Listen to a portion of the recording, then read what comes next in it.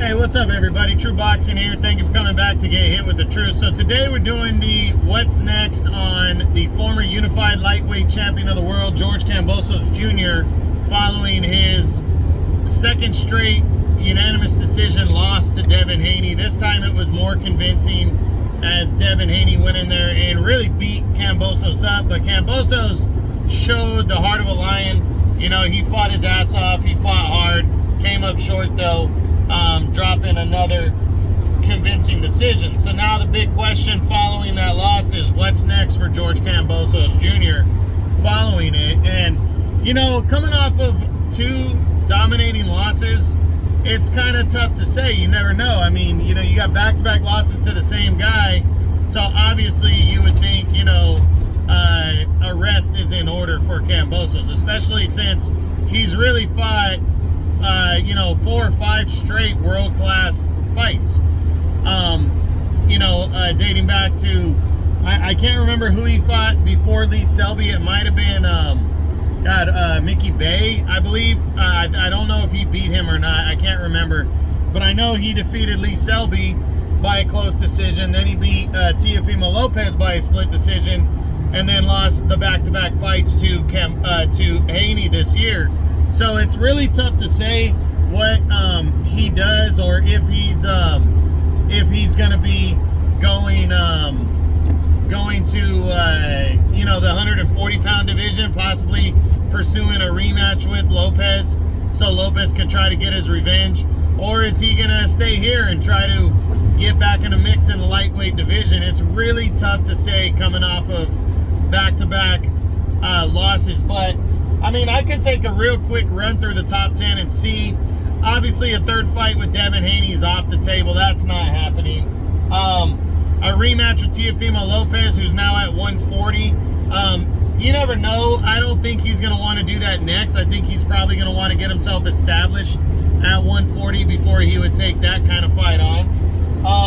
Vasily Lomachenko, I think Lomachenko's probably going to fight Haney, so I doubt it. Gervonta Tank Davis, not likely. Tank is with the PBC, and I don't see him after back-to-back losses taking on a guy like Kambosos, so I'm not seeing that one. Ryan Garcia campaigns at 140 now. I think, you know, if Kambosos were to move up, that'd be a good fight for both men to take, but I just don't see that one materializing. Not to say that it can't, though. Then you got Joseph Diaz Jr. This is interesting. Kambosos has fought for DAZN. You know, he fought for DAZN 2 straight fights against Lopez and against Selby. So would he come back to DAZN to take on a guy like Diaz if Diaz beats William Zepeda in his next fight coming up here?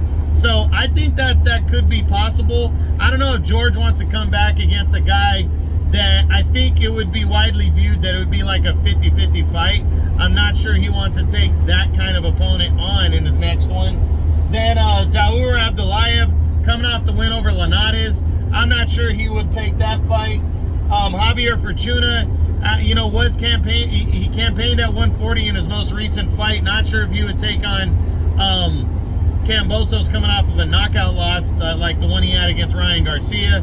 So I don't know. I'm leaning towards the no on that one. And then there's Jorge Linares. I mean, I don't think so. Linares coming off the loss. Would he want to fight Kambosos? Kambosos coming off back-to-back losses. I'm not seeing it. Richard Comey fights for Top Rank and ESPN. Unless Kambosos were to strike a deal with them, you know, maybe, because Comey's, after the draw with Pedraza's coming out as the guy that didn't get the big fight. Pedraza's getting Lopez next. So maybe, but again, does Kambosos want to take that kind of risk at 140 pounds coming off of back-to-back losses to Haney?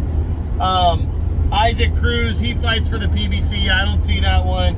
Jeremiah Nakathila, interesting battle, but another one. Does Kambosos want to take that kind of risk? And then Gustavo Lemos, another one. Does Kambosos want to take that kind of risk? So I really think Kambosos is going to take a decent amount of time off. You'll probably see him return maybe, you know, 6 to 9 months, in my opinion. Maybe Maybe he comes back between April, June, July of next year and just kind of gets shakes off the 2 losses by staying busy, getting a tune-up bout. But that's what I think for Kambosos, what he's going to do next following the back-to-back losses, the former unified champ. So that's the what's next on George Kambosos Jr., former unified lightweight champion of the world. I hope you guys enjoyed the video. If you did, smash the like button, leave a comment, subscribe to the channel. I appreciate any and all support. This is True Boxing. You've been hit with the truth.